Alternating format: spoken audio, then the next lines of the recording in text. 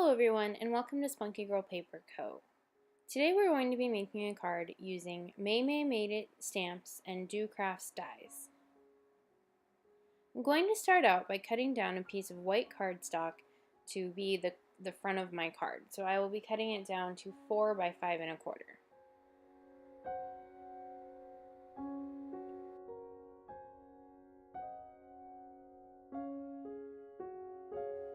Next I will be taking one of the border stamps from May's stamp set, Stitched Sentiments, and stamping it all up and down this piece of cardstock using the grid lines on my mat as a guide.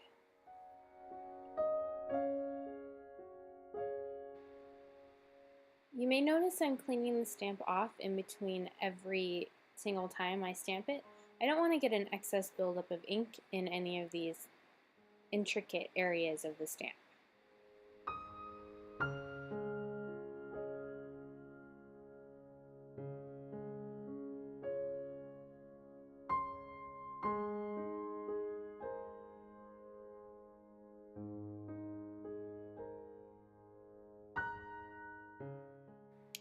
Next I'm going to take some scrap pieces of cardstock that I have left over from another project.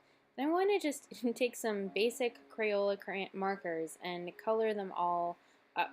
These are going to not be seen very much, so the coloring doesn't need to be clean. You really just want to get a layer of color all over the piece of cardstock. Off screen, I took my Cuttlebug machine and 2 of the stitched dies from the Do Crafts haberdashery set and die cut a pattern of those stitches on my original stamped piece of cardstock.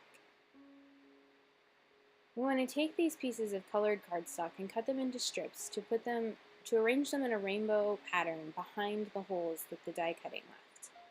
This will leave the effect of colored stitches on the front. I'm going to hold them in place while I cut off all the edges and glue the pieces down to my piece of cardstock.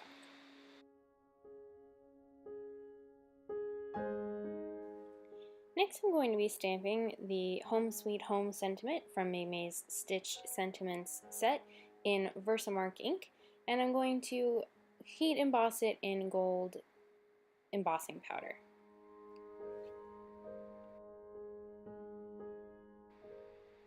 The heat tool will warp this vellum just slightly, but my one tip for you is make sure your gun is really warm before you start setting it to the paper. That will cut down on some of the time it takes you to actually melt the powder.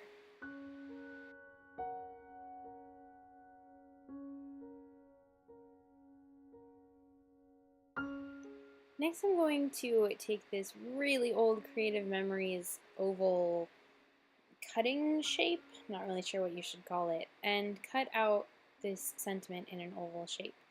I've had this thing for at least 15 years. I don't know if they still make it. I'll try to link it below if I can find it. It's not the easiest thing in the world to use, but I don't have any oval dies, so this had to work.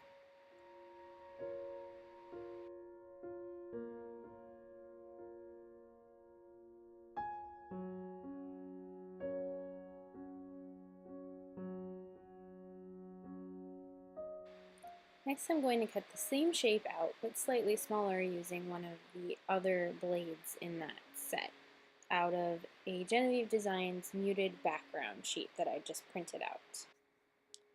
I'm going to put that piece behind the vellum sheet to help the sentiment stand out from the very busy background.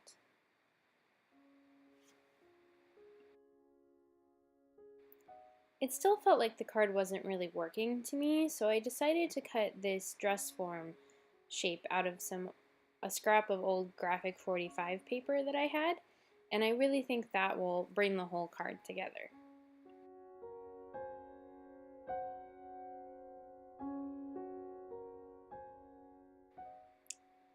I also inked up around the edges of that die cut with some Distress Oxide Vintage Photo. Here I'm trying to decide how best to glue all this together so as not to have glue spots all over the place. I decided to glue the die cut piece directly to the vellum and then hide my glue for the colored piece of paper behind the lettering of the sentiment. This is very easy to do if you have a metal tip on your art glitter glue bottle like I do. Finally, it's time for final assembly. I'm going to prop up my focal point with some foam squares.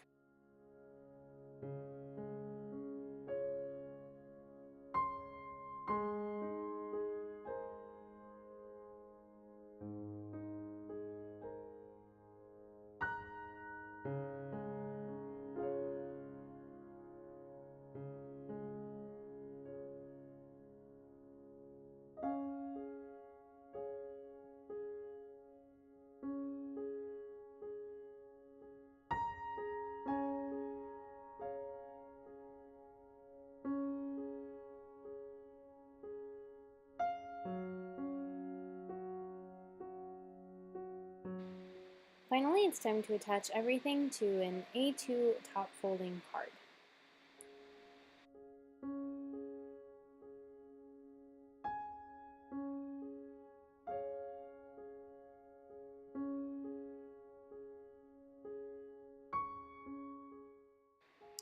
Well, that's the card for today, guys. Thanks so much for watching. Make sure to like this video if you liked this content and want to see more of it. And make sure to subscribe to my channel so you don't miss any of my new videos. Also, go ahead and hit that notification bell to make sure you see them right when they come out.